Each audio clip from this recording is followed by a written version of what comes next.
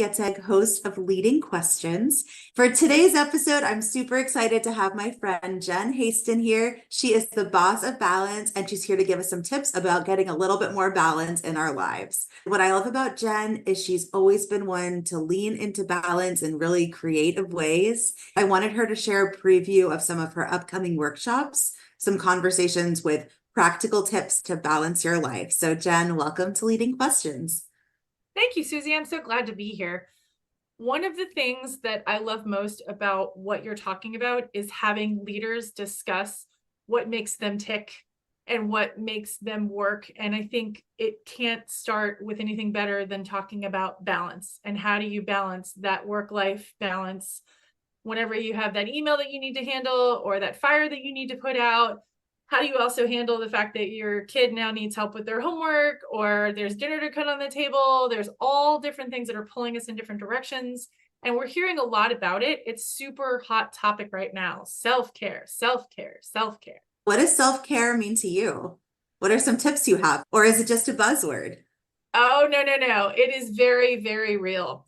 I think the first thing to do is isolate what self-care means to you. I think that has gotten lost because everybody's like, oh, prioritize your rest. Oh, make sure you walk outside. And while those are very viable options, they don't work for everybody. Because for me, I can't imagine anything less self-caring for myself than walking outside and taking a walk. I know a lot of people love that. I am not going to yuck anybody's yum. I say, if that's your thing, go to it. It's your jam. Go for it. For me, I'd rather read a book, work on my nails. I guess the other thing too is understanding that it can look different for different people. Some people really like to do spreadsheets, and it's literally a self-care exercise for them to work on spreadsheets. It's kind of amazing. It's not me, but go them. That's pretty incredible. I know you had some tips, and these are things you talk about in your workshops. Do you want to go through a couple of them today? Yes, I think one of the biggest tips for work-life balance that I have is figuring out how to fit it in with all of the things that we're doing. We're hustling and grinding, and we're going and going and going and going and going. And it's kind of like a budget. If you put savings at the end of your budget, it's not going to happen. You're going to spend all your money. So I believe that it is super crucial to make a plan for your rest.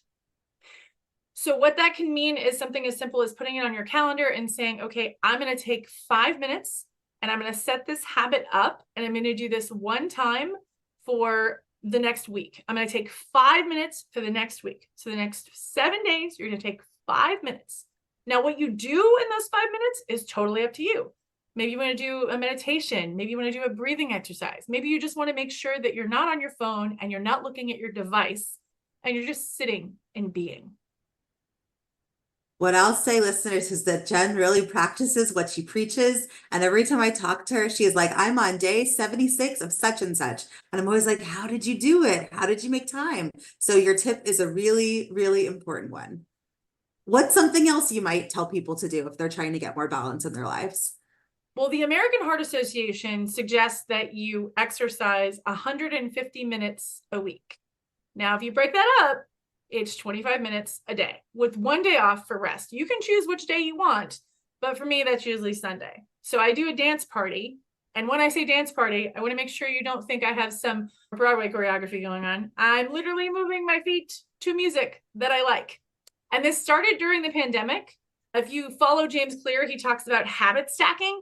I started doing this at the same time that I was brushing my teeth because I knew that that was a habit I had already. And then I stacked on top of that 5 minutes of a dance party. And then the next day it was 7 minutes of a dance party. And then every week I just increased it a little bit more. So I got up to the 25 minutes. So bite-size options is really important. I think we have this idea of all or nothing, and it doesn't have to be that way. That's so true. I think sometimes building habits feels so overwhelming, but putting them in bite-sized pieces, you can actually accomplish what you want to. What about like prioritizing rest in your life? What would you tell people to do if they needed to get a little bit more of that? Well, I think what I would want to say to people is that you should find rest before you need it, not when you need it, because when you need it is too late. So let's just carry that forward. Right now, you're watching this. I'm going to tell you, take out your calendar, be intentional about it. so you can have an actual impact. So if you're watching this at night, make a note for your calendar for tomorrow. If you're watching this during the day, take 5 minutes. Also, in case you didn't take a lunch break today, this is your reminder to take a lunch break. Walk away from your desk. I mean it. You heard it from the boss of balance. This is something you need to do, and too many people are not prioritizing this in their lives. So Jenn, thank you so much for giving us all a little bit of a preview about what you do. Where can people learn more? Well, I am most easily found on Instagram at Haston Helping Hands. Haston is how my name is spelled right there for you. Helping, like what I do for people and organizations to help them find balance, and hands, as I have them outstretched to you.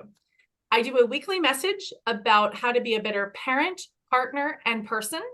And I am the boss of balance. There are days when that is a description. There are days when that is an aspiration.